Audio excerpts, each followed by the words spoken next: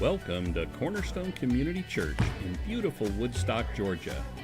A Christ-centered, Bible-believing church that's full of love for one another. We invite you to sit back and relax as Pastor David delivers a message of hope for real people for everyday life. And now, Pastor David.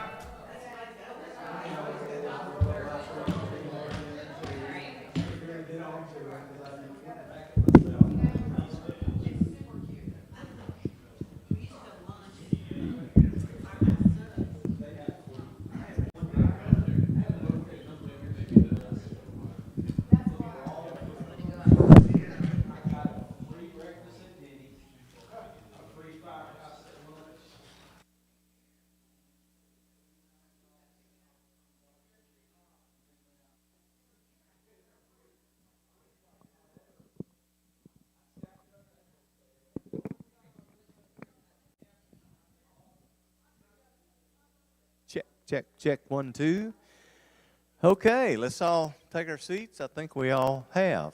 Good to see y'all. Glad to be here. Thank you for inviting me. Yay! I got to tell you, I had my doubts if I'd ever make it back again, but I am here and don't plan on going anywhere. All right. As far as announcements, I don't know what's going on, so y'all need to educate me. I don't know of anything. Do we need to even talk about announcements? I don't guess we do. Did we do that yet? Third Tuesday of November. Yes. What day will that be? The 4th, 11th, 18th? Is that right? Okay. 5th, 12th, the 19th of November will be the ladies' breakfast, and they'll probably shut that down for December. I think we did last year, so let the Christmas holidays envelop everything. It's a ladies' breakfast. You're not invited. Oh. Go close their door. Is it closed? It may not be.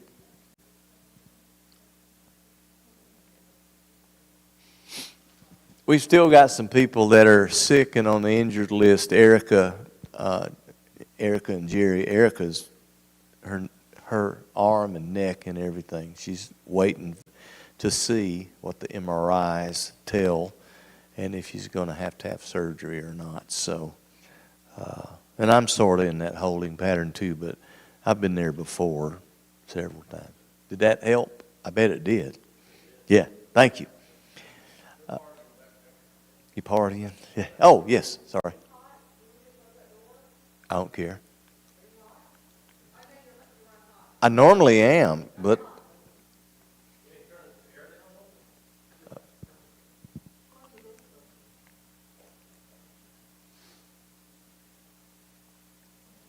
thank y'all. That's the magic thermostat now. If you don't know how to work it, you can't work it. No, what it says the first. Yeah, that's fine. I don't care. If nobody else is worried, I'm fine. We'll make it for a while. I want to talk about something tonight which I had a lot of time to think about. I wish we'd had more people come tonight, but that's just the way it is. It occurred to me as I lay in the hospital on about the 4th or 5th day that I'm not going to live forever. It's just then that it caught up with me. Up until then, I thought I was.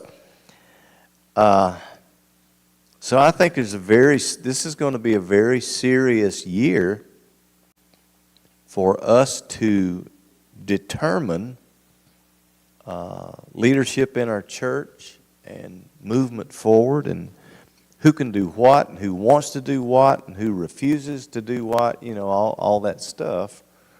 And if we're going to keep moving forward, financially, we're great. We're in great shape.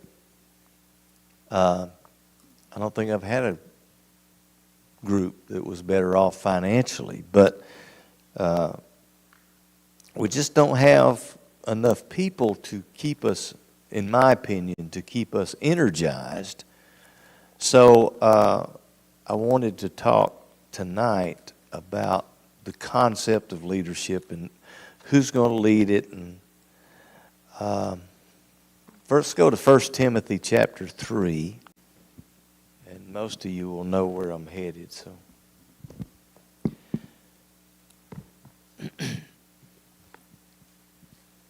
So who is qualified to lead? Who is able to lead? There's a difference. Able to lead, who wants to lead, who is qualified to lead.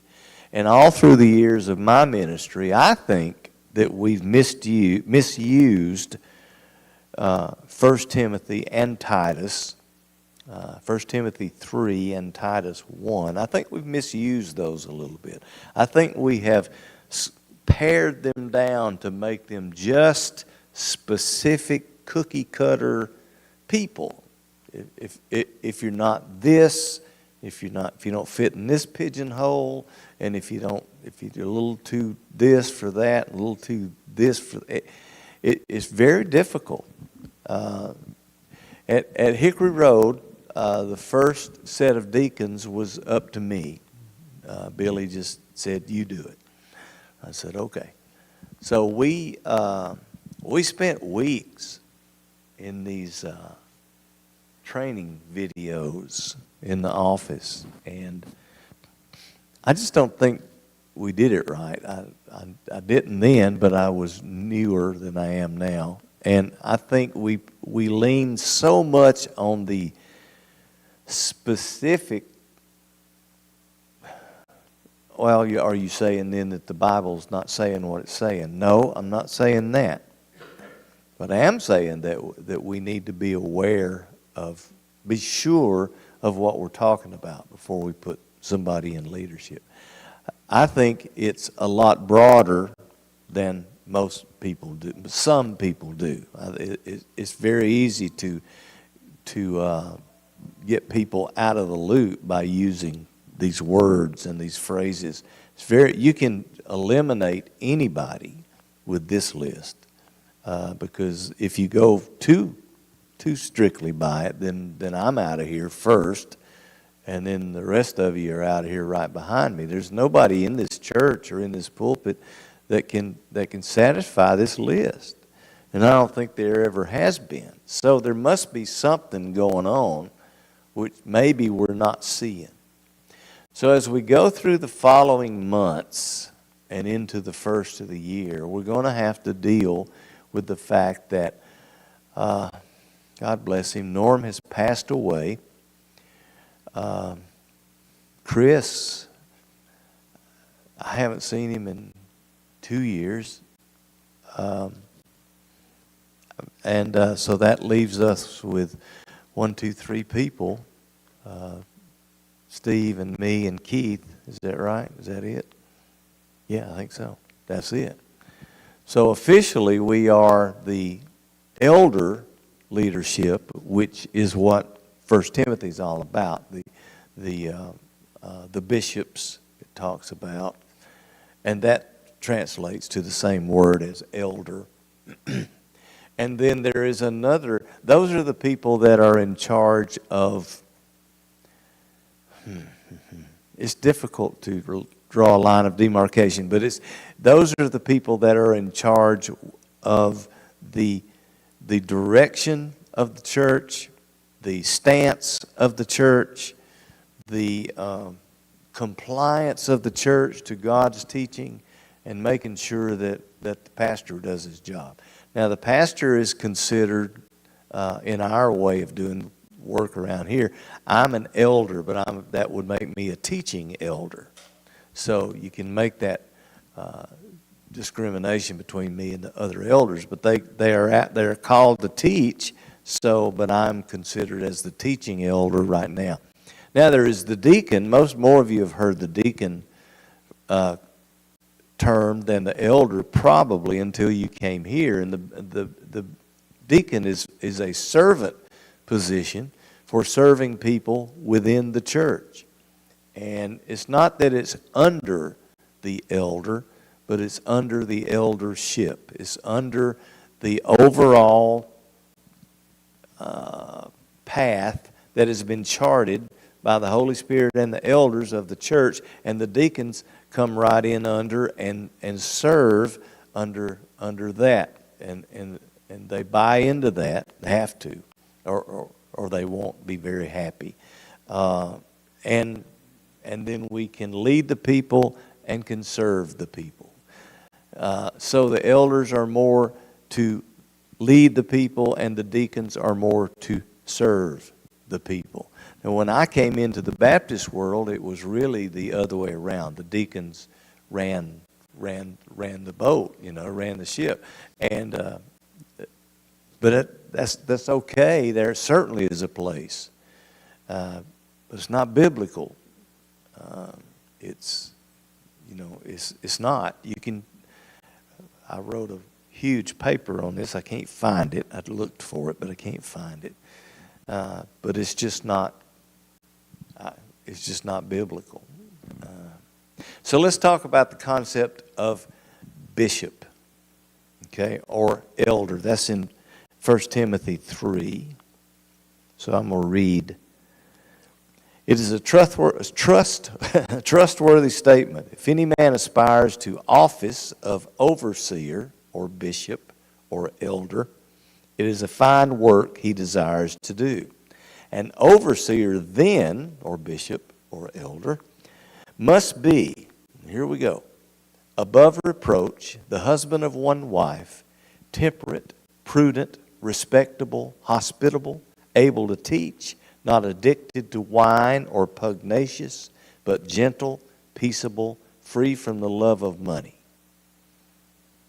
All right, that wiped us most out right there. Somewhere in there, most of us are out of here. That you're out of here, wrong hand, out of here.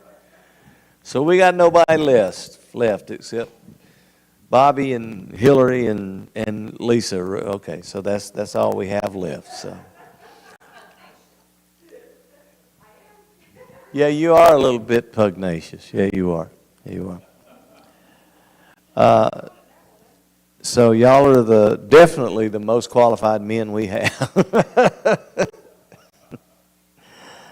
He must be one who manages his own household well, keeping his children under control with all dignity. But if a man does not know how to manage his own household, how will he take care of the church of God? And not a new convert, so that he will not become conceited and fall into the condemnation incurred by the devil. And he must have a good reputation with those outside of the church, so that he will not fall into reproach and the snare of the devil.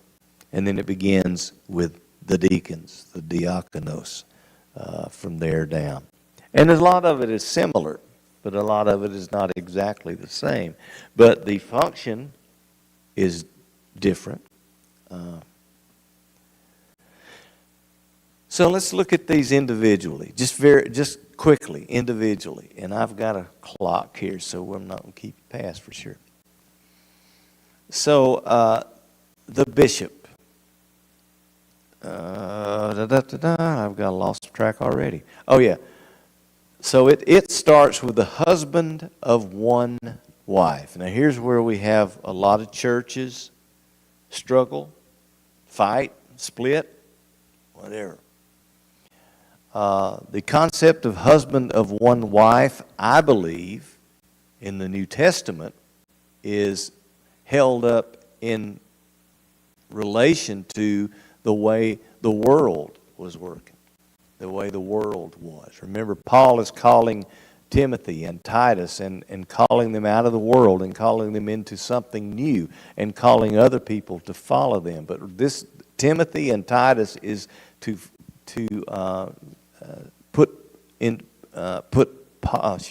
Timothy and Titus in the proper mindset so that they can lead the people. So that they have to know who's under them, who's leading with them.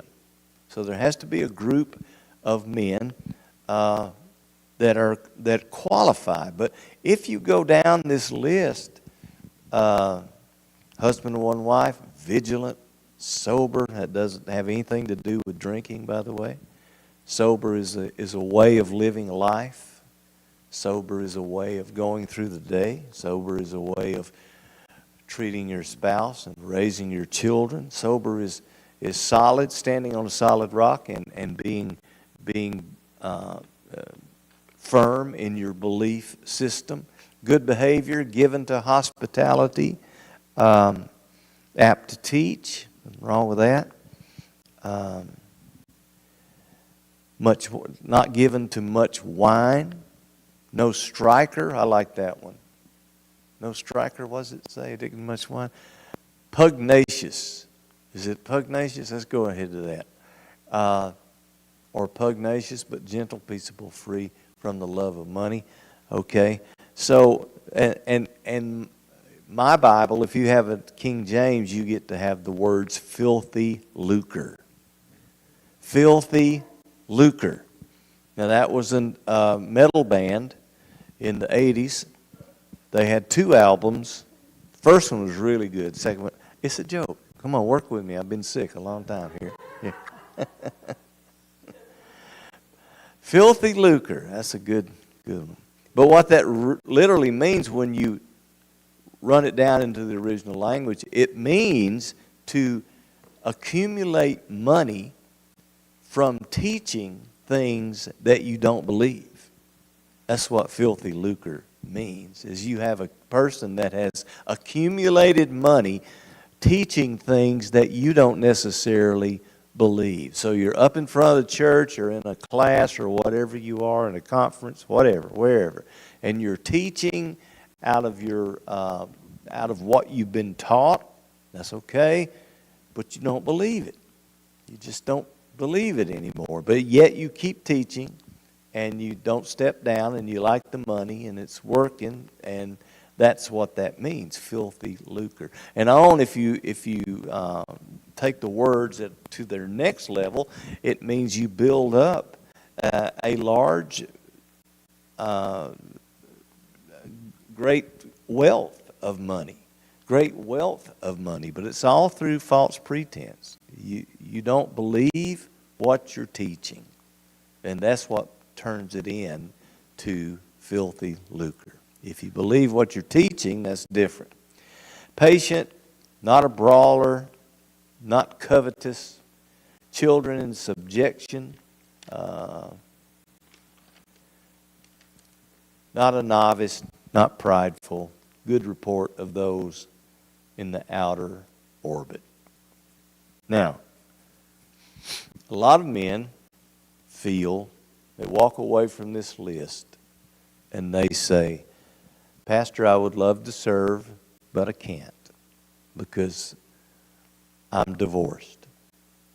Or they say, my kids are just off the rails, you know. Or my wife's off the rails. or I'm off the rails. That's what they may say. So there's always going to be something to disqualify any of us from serving in such a position as the leader of a church. Doesn't matter if it's First Baptist or if it's here, whether it's huge or small. There's always going to be something in this list that will tap you on the shoulder and say, you don't qualify. You can't get past this one. You don't qualify. And it's not that anybody's trying to get past anything. We just need to be aware of what the Scriptures really teach in compliance with the time and the context of when Paul wrote it. Now, when Paul wrote this particular letter to Timothy and the consequent one to Titus, multiple marriages were the thing of the day. But I see on TV that they're coming back. Yes, sir. Yes. Yeah. And that's coming back. There's a TV show on. Yeah, I ran across that the other night, and it's And then if you watch even a little bit of Dr. Phil or some of these social shows, Oprah or somebody, you'll see that there are a lot of people that struggle with this, that they have a desire to live in a polygamous marriage, which is what it is polygamy. So we outlaw it in Utah, and we can't okay it anywhere else. So we got to say, is he talking about pulling people away from polygamy, or is he talking about people that have been divorced? So divorce in this day was accomplished by a bill of divorcement. All the man had to do was write it down, hand it to the lady, and she was divorced. That's it. It's over. Bye. And that's, my opinion, that's what Paul is fighting against, to think that little of a union, that little of a family unit, to think that little of the children that have come from that family unit, to just toss it away on the weight of one little letter. So that's what I would say about that. Some would still say, no, if you're divorced, you can't leave. I don't see it that way. I don't think so. But it's a very popular view. I tell you what, let's do this. Let's go, because I want to finish this tonight. Let's go in categories. This is I pulled this down into categories, and I wanted to do the test like this. When your name is mentioned in a conversation about male leadership in the church, when your name is mentioned, I think it begins with the reputation. What comes to mind with that person, their reputation? What are they thought of in inner circles, and what are they thought of in outer circles? What does the church think of this person? What does those in the outer circle think of this person? The second thing would be self-control and fairness. Is this person that just got mentioned, is he known for self-control and fairness? Does he fly off the handle? Does he cheat? Does he slide around corners and try to get past on things, try to get over on things? Does he just blow up at a moment's notice? Is that how he controls situations, which is controlled by his temper, or is apt to show his temper? The third one was be teaching. Third one, category. When this person is named, does the concept of teaching come to another person's mind? Do they think this person is able to teach? Not just but able to teach if they wanted to, if they needed to. And can they teach out of their overflow? That's the main thing. Can they teach out of the overflow which they have concerning the Scriptures and Jesus and God and the Holy Spirit and everything like that? Do they have an overflow that just comes out of them when they have an opportunity to teach or engage in a conversation in the hall or wherever it is? Do they have an overflow? Or does this person at that particular time, are they doing all that they can to kind of keep their head above water with the concepts of the current church? Can they teach within the context of the context of the current church, or are they just overrun by it and have a tendency when your teaching is not out of your overflow? In other words, when you're only teaching everything you know, like I've been accused of preaching. You preach everything you know today, Pastor. Yeah. But when you're preaching everything you know, then you're going to be running on an empty tank the rest of the time. But if your tank is full and you have no problem coming out with definitions and concepts and speaking to and for and everything, if you're able to do that, then you can be comfortable. It's like going to bat against. I watched the World Series the other night. I know why. I was stuck in the hospital. I couldn't get out. Some of those pitchers, it would be like me going to bat against them. I'm doing everything I can to just swing the bat. And there's not going to be anything left when I get through. It's the same thing with what we teach. We need to have an overflow. We need to have a tank that's still full when we get finished, so that we're not worried all the time that we've taught everything we know and we're done. So we have to lead with our overflow. You can't lead with what you know. You have to lead with your overflow. Now, you can be in line and be in the church with what you know. You don't need an overflow for that. But if you're going to teach, if you're going to be in front of the line, you've got to have an overflow. And you say, well, that's not fair. I didn't make the rules. This is just, I'm telling you, it's the way it is. If you're teaching out of your overflow, you can teach comfortably and keep moving forward. The next one's character, and that's considered your known lifestyle. How do people think you live, assume you live, when they're not around? And that's very fair if you're going to be in leadership.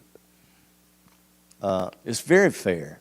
It seems unfair. It's unfair if you're not going to be in leadership, if you're not reaching toward leadership. But if you are, it's fair that people have a right to know what your lifestyle is. And those people that are on the externals of your life and those people that are on the internals of your life. The internals will know more, but the externals need to know enough to say that, yeah, he's got the character of a Christian leader. And then the other one is your family life. And this is where I lose most of my people. You're not going to have a perfect family life. At least I've never had it. I don't have it. I've never had it. I don't know anybody that's had it except those people that lie. You know, quite honestly, in my ministry and the churches I've been involved with, there have been some people who lifted themselves up. But see, I'm sitting over here to the left or to the right, and I know what's going on. You know, and it's really uncomfortable if you know what's going on, because sooner or later you're going to get caught up in the crossfire. And I have before.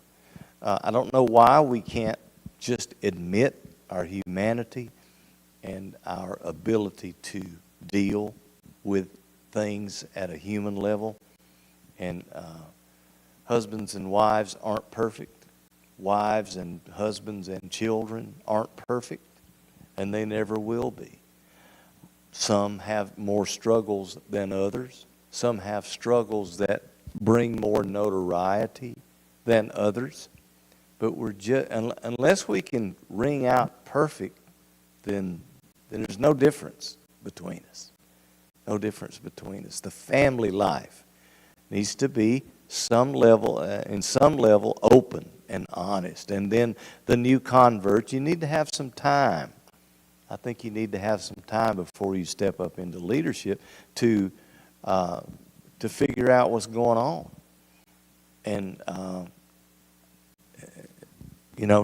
figure out also that Satan will probably come after you a little bit, at least, if you step up into leadership. There's no guarantee that he won't come after you. So he doesn't like us. He doesn't want us doing what we're doing. He doesn't like our kids. He doesn't like any of us. And he can't kill us. God said that. But he can certainly make life miserable for us. So those are the categories. When somebody mentions a name, just say a name for leadership, people start thinking about reputation. They start thinking about last time they saw that person blow up and throw a watermelon at the preacher, you know. That's happened, but that was the other building. Can they teach? And when they do teach, does it make sense? Is it coming out of, are they straining to teach? Are they, not everybody's a born teacher. Not everybody is, but it says we're apt to teach. That means we have a leaning toward being able to preach or teach if we're needed. And teaching out of our overflow. That's the best news. The best advice I got in school was to teach out of your overflow. If you're going in there every Sunday and every Wednesday, and you're teaching everything you know, and then you got to start over, it's going to be a long life. And they're right. They're right.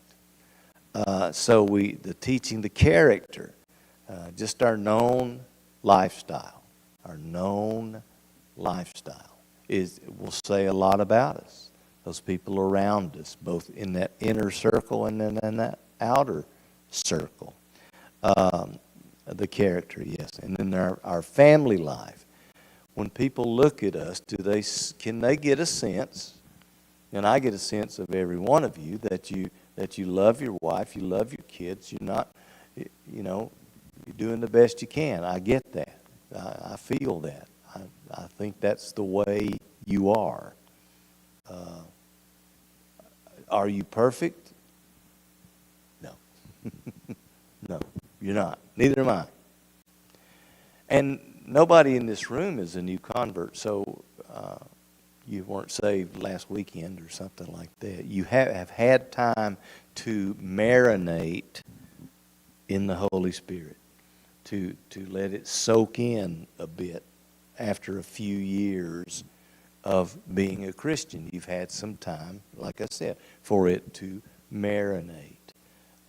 I think I'm using that metaphor correctly.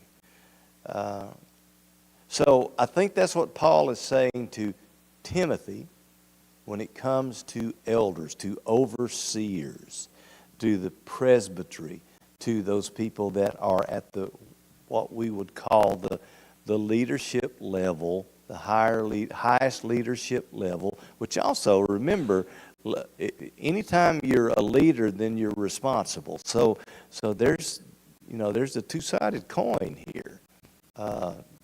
So we have leaders, and then ultimately we will install deacons, but we just don't have enough people to do that now. Everybody would be ordained if we did that. The whole church,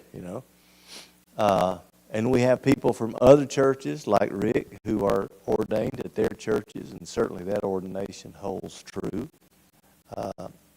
So there's a lot of people within this church that have the abilities to lead.